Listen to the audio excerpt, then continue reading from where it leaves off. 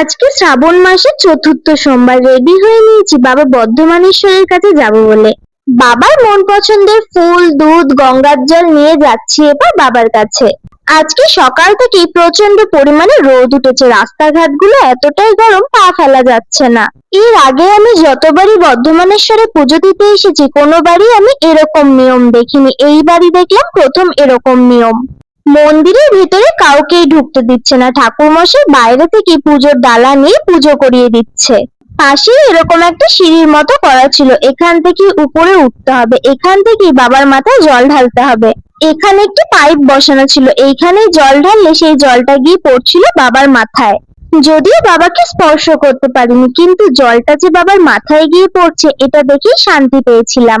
এরপরে আবারও লাইনে দাঁড়িয়ে অঞ্জলি দিয়ে নিয়েছিলাম। এখন যে জায়গায় বাবা বিরাজমান সেখানে কিন্তু বাবার আবির্ভাব হয়নি। বাবার আবির্ভাব হয়েছিল বর্তমান মন্দিরের ঠিক পাশেরই এই স্থানটা থেকে। লোকমুখে গল্প শোনা যায় এই জায়গাটা নাকি একসময় ছিল এক ধনী ব্যবসাদারের।